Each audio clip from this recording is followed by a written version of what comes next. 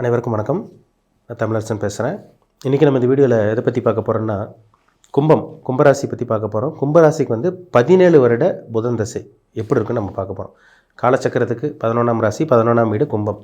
இதில் 3 நட்சத்திரம் வரும். அதாவது அவிட்டம், சதயம், பூரட்டாதி. அவிட்டங்கிறது செவ்வாயோட நட்சத்திரம், சதயங்கிறது ராகுவோட நட்சத்திரம், பூரட்டாதிங்கிறது குருவோட நட்சத்திரம்.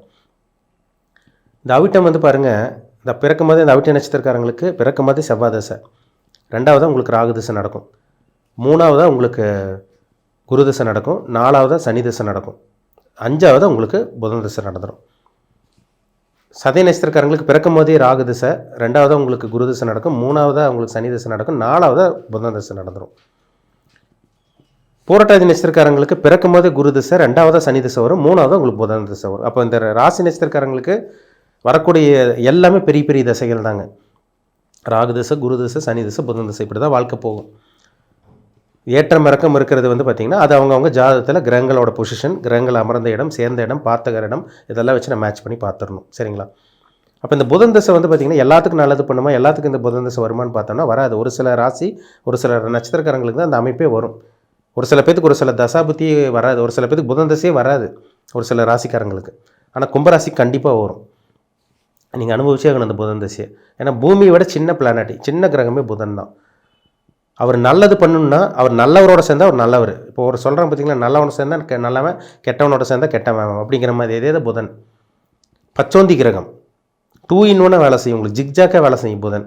இங்கே இருக்கிறது போய் அங்கே சொல்கிறது, அங்கே இருக்கிறது இங்கே சொல்கிறது. இந்த நாரதர் மாதிரி சொல்கிறாங்க பார்த்தீங்களா, இந்த நாரதர் வேலை பண்ணுறாங்கன்னு சொல்கிறாங்க பார்த்தீங்களா, இதெல்லாம் புதன் தாங்க. ஏன்னா அந்தளவுக்கு அறிவு, புத்தி யூஸ் பண்ணி, பேச்சு திறமை யூஸ் பண்ணி வேலை செய்கிறது எல்லாமே புதன் தான். புதன் நல்லவரோட சேர்ந்தால் கண்டிப்பாக ஒரு நல்லவர் தான், அதில் மாற்றமே கிடையாது. அவர் சுபகிரகம், அவர் இயற்கை சுபகிரகம். அவர் நல்லவரோட சேர்ந்தால் அவர் நல்லவர், கெட்டவரோட சேர்ந்தால் அவர் முழு பாவியாக மாறிடுவார். அப்படியே பக்கத்தில் இருக்க கிரகம் போல் அப்படியே பிரதிபலிக்க ஆரம்பிச்சிடும் உங்களுக்கு. அப்படியே அது பக்கத்தில் இருக்க கிரகமாக மாறிடுவார் அவர். அதனால் புதன் ராகோட சேராமல் இருக்கணும், புதன் சனியோட சேரக்கூடாது. எந்த கட்டத்தில் இருந்தாலும் சரி, 12 கட்டத்தில் புதன் எங்கே இருந்தாலும் சரி. ஏன்னா புதன் எங்கே இருந்தாலும் நல்லது தான். புதன் எந்த இடத்துல இருந்தாலும் அந்த வீட்டை ஒரு சுபகிரகம் ஒரு சுபகிரகம் ஒரு நல்ல இடத்துல இருந்துச்சுன்னா அது எந்த இடத்துல இருந்தாலும் பார்த்திங்கன்னா நல்ல வீடாக தான் மாற்றுவார் அவர். ஒரு நல்ல ஒரு கெட்டவன் வீட்டில் இருந்தால் கூட அவன் கெட்டவனை நல்லவனாக மாற்றுவான். அது மாதிரி தான். ஆனால் கிரகத்தோடு சேரக்கூடாது புதன். அப்போ புதன் பாருங்கள், 6ஆம் இடத்துல மறைஞ்சாலோ, 8ஆம் இடத்துல மறைஞ்சாலோ, 12ஆம் இடத்துல மறைஞ்சாலோ நல்லதுன்னு சொல்லப்பட்டிருக்கு. ஏன்னா மறைஞ்ச புதன் நிறைந்த கல்வி கொடுப்பாரு.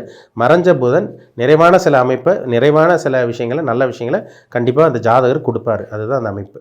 சரிங்களா? அந்த புதன் உங்களுக்கு லக்னத்துக்கு, நீங்கள் என்ன லக்னத்தில் பிறந்திருக்கீங்க பாருங்கள். அந்த லக்னத்துக்கு 6ஆம் இடத்துல இருக்காரா, 8ஆம் இடத்துல இருக்காரா, 12ஆம் இடத்துல இருக்காருன்னு பாருங்கள். ரொம்ப முக்கியம். அதுவே ராகுவோடையோ சனியோடு இருந்துட்டாருன்னா அந்த புதன் தசை ஒன்றுமே பண்ணாது. புதன் தசை கெட்ட பலன், கெடுபலன்கள் தான் கொடுக்கும். தேவையில்லாத பிரச்சனைகள் தான் அந்த 17 வருஷம் புதன் தசையில் கொடுக்கும். நிறைய ஜாதகம் பார்க்கும்போது 17 வருஷம் படாதபாடு படுறாங்க. சார் எனக்கு எப்போ தான் இந்த புதன் தசை முடிகிட்டு இருக்குது, உடம்புல பிரச்சனை, நரம்பு பிரச்சனை, சைனஸ் ப்ராப்ளம் இருந்து நரம்பு மண்டலம் பாதிக்கப்பட்டுருச்சு, ரெஸ்பிரேட்டரி ட்ராக் பாதிக்கப்பட்டுருச்சு, நுரையீரல் பிரச்சனை வந்துருச்சு, சொரியாசிஸ் ப்ராப்ளம், தோல் பிரச்சனை எல்லாம் இந்த புதன் தசையில் தான் கொடுக்கும். ஒருத்தர் புதன் பாதிக்கப்பட்டிருக்கவங்க பாருங்கள், புதன் ராகோடையோ செவ்வாயோடையோ சனியோடு இருக்கவங்க பாருங்கள், அவங்க ஸ்கின் அலர்ஜி வரும், ஸ்கின் ப்ராப்ளம் வரும், நரம்பு மண்டலம் பாதிக்கப்படும். ஏன்னா நரம்பு மண்டலத்துக்கு அதிபதி புதன், தோலுக்கு அதிபதி புதன் தான். அந்த இஎன்டி ப்ராப்ளம் வர்றது எல்லாமே அது புதன் தாங்க. அப்போ புதன் கெடாமல் இருக்கணும். ஏன்னா பூமியோட சின்ன கிரகங்க புதன், ஆனால் பெரிய வேலை பண்ணிட்டு போயிடுவார் அவர். நிறைய வேலை பண்ணும் புதன். ஏன்னா புத்தி கொண்டான கிரகம் புதன் தான், அறிவு கொண்டான கிரகம் புதன் தான், ஒரு டெக்னிக்கல் மைண்டு.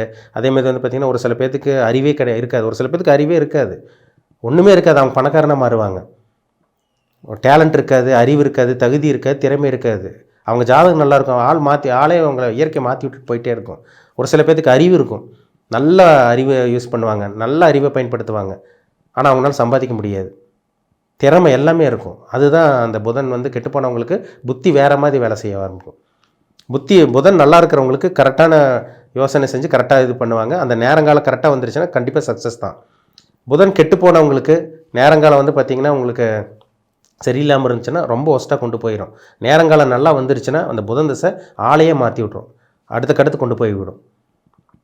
இப்போ நிறைய பேர் பாருங்கள், புதன் தசையில் சாதித்தவங்க இருக்காங்க, பிஸ்னஸ் மேக்னெட்டாக இருக்காங்க, ஐடி ஃபீல்டில் சம்பாதிக்கிறவங்களா இருக்காங்க, கலைத்துறையில் சம்பாதிக்கிறவங்களா இருக்காங்க, மீடியாவில் இருக்கவங்களா இருக்காங்க, கம்யூனிகேஷன் ஃபீல்டு, டெலிஃபோன் டிபார்ட்மெண்ட்டு, எல்லாமே தகவல் தொடர்பு துறை எல்லாமே புதன் தாங்குது. ஒருத்தர் ஸ்டேஷ்னரி ஷாப் வச்சுருக்காரு, ஃபேன்சி ஸ்டோர் வச்சுருக்காரு, ஸ்டேஷ்னரி இது வச்சுருக்காரு, பேப்பர் பேனா இது மாதிரி இது எல்லாமே புதன் தான். ஆடிட்டிங்கு, அக்கௌண்ட்ஸு, கம்ப்யூட்டர், கணக்கு வழக்கு எல்லாமே புதன் தாங்க.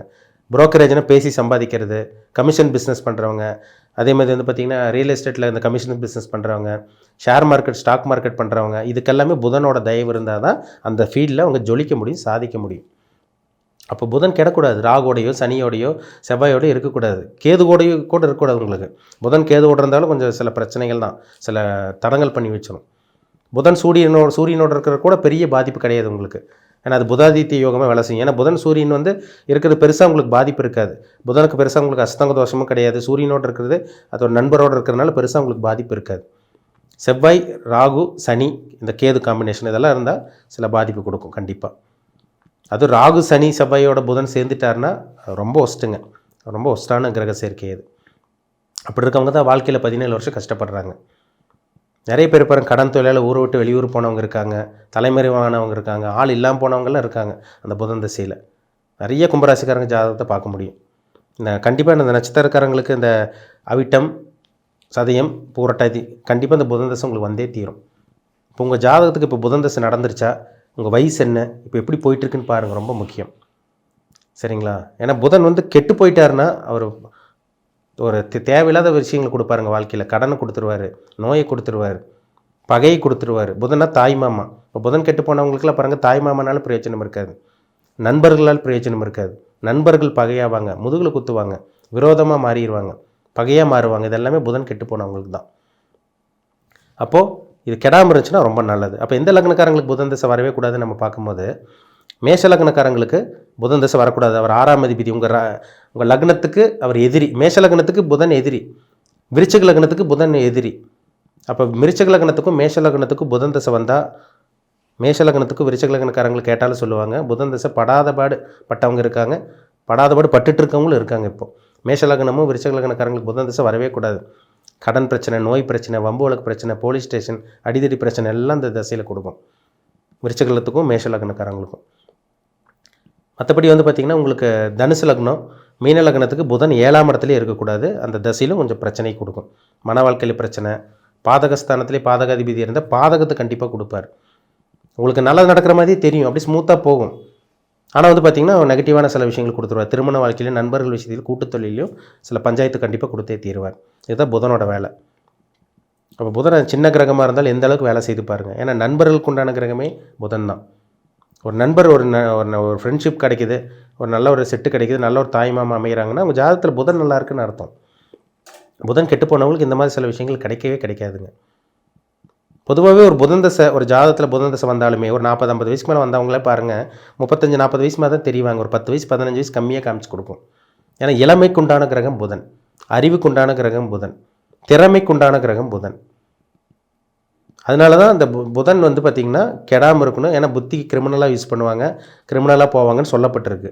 அப்போ புதன் கெடாமல் குருவோட சம்மந்தப்பட்டு, குருவோட பார்வை அல்லது சேர்க்கை, சுக்கரனோட இணைவு, மேக்ஸிமம் புதன் சுக்கரன் பக்கம் பக்க ராசியில் தான் இருப்பாங்க, அந்த மாதிரி தான் அமைப்பு இருக்கும். புதன் வந்து வளர்பிறை சந்திரனோட தொடர்பு இப்படியெல்லாம் இருந்ததுன்னா கண்டிப்பாக அந்த புதன், அல்லது தனிச்ச புதன் இருந்தால் கூட அந்த புதன் திசையில் அந்த இருக்கிற இடத்துக்கு தகுந்த மாதிரி நல்லது பண்ணிட்டு போயிட்டே இருப்பார். அந்த 8ஆம் இடத்துல புதன் இருக்கிறது, இந்த 12ஆம் இடத்துல புதன் இருக்கிறது, மேக்ஸிமம் இந்த 8ஆம் இடத்துல புதன் இருக்கிறது, சுபகிரகங்களோட சம்மந்தப்பட்டிருக்கிறது, 10ஆம் இடத்துல புதன், 11ஆம் இடத்துல புதன் இருக்கவங்களாம் பாருங்கள், அவங்க ஷேர் மார்க்கெட்டில் சாதிக்கிறவங்களாம் இருக்காங்க. பேசி சம்பாதிக்கிறவங்க, மூளையை யூஸ் பண்ணி சம்பாதிக்கிறவங்கலாம் இந்த புதன் சம்மந்தப்பட்டவங்க தான்.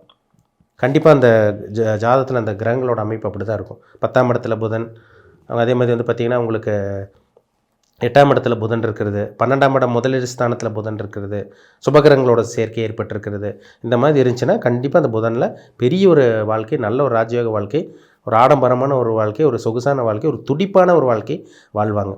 புதன் வந்தாலே இளமை தான். அந்த உடம்புல இருக்கிற அந்த, ஏன்னா ஸ்கின், தோலுக்கு அதிபதியே புதன் தான். அப்படி தோலெல்லாம் அப்படியே பலபலன்னு மாறி, ஸ்கின்னெல்லாம் அப்படியே பளிச்சுன்னு மாறிடும். சனி திசை டல்லாக இருப்பாங்க, சனி திசை மந்தமாக இருப்பாங்க, புதனில் அப்படியே மாற்றி விட்டுரும். நிறைய பார்க்க முடியுது புதன் தசையில். இப்போ புதன் தசை நடந்துகிட்டு இருக்கவங்களுக்கு தெரியும் எப்படி இருக்குது, அவங்க எப்படி அவங்களோட தோற்றம் இருக்குது, அவங்களோட ஏஜுக்கும் தோட்டத்துக்கும் சம்மந்தமே இல்லாமல் இருக்கும், வயசு கம்மியாக காமிச்சு கொடுக்கும். இதெல்லாமே அதுதான். சரிங்களா? ராகுடைய சனியோட சேர்ந்தால் தோல் சம்பந்தமான பாதிப்பு இதெல்லாம் பஞ்சாயத்துக்குள்ளே தொட்டும். சரிங்களா? அதனால் பிறப்பு ஜாதத்தில் கெட்டு போயிருக்காரா, நீங்கள் என்ன லக்னத்தில் பிறந்திருக்கீங்க, விருச்சகமாக மேஷமான்னு பாருங்கள். ஏன்னா அது 2 தான் பஞ்சாயத்து கொடுக்கும். சரிங்களா? மற்ற லக்னம் கன்னி லக்னம் உங்களுக்கு கன்னி கிடையாது, உங்களுக்கு தனுசு லக்னம் மீன லக்னமாக இருந்தால் புதன் 7ஆம் இடத்துல இருந்தால் அந்த புதன் திசையில் கண்டிப்பாக பிரச்சனை வரும். மற்ற லக்னம் கூட புதன் கண்டிப்பாக நல்லது பண்ணுவார், அவர் பெரிய அளவுக்கு டிஸ்டர்ப் பண்ண மாட்டார். பாவகிரகங்களோட சேராமல் இருக்கிற புதன் நிச்சயமாக ஒரு நல்ல வாழ்க்கை கொடுக்குங்கிறதுல மாற்றமே கிடையாது. ஜனன ஜாதத்தில் இந்த 3 நட்சத்திரக்காரங்க, இந்த கும்பராசிக்காரங்க எப்படி இருக்குது புதன், நல்லா இருக்காரா கெட்டு போயிருக்காருன்னு தெரிஞ்சுக்குங்க. அதை தெரிஞ்சிட்டிங்கனாலும் உங்கள் அடுத்த கட்டத்துக்கு எப்படி கொண்டு போகலாம், லைஃப் எப்படி கொண்டு போகலான்னு உங்கள் ரூட்டை பார்த்து நீங்கள் போயிட்டே இருக்கலாம். ஏன்னா அது புதன் திசை வந்தாலே ஒரு சில பேர் டவுன் ஆவாங்க, ஒரு சில பேர் அடுத்த கட்டத்துக்கு போவாங்க. அது முன்னாடியே தெரிஞ்சு வச்சிட்டிங்கன்னா கண்டிப்பாக ஒரு யூஸ்ஃபுல்லாக இருக்கும் உங்களுக்கு. நம்மளும் அடுத்த கட்டத்துக்கு என்ன பண்ணலாம், என்ன இது பண்ணலான்னு நம்ம வழி பார்த்துட்டு போயிட்டே இருக்கலாம். அதில் மாற்றமே கிடையாது. சரிங்களா? மீண்டும் அடுத்த பதிவில் சந்திப்போம். உங்களிடமிருந்து விடைபெறுவது உங்கள் சோதரர் தமிழரசன். நன்றி, வணக்கம்.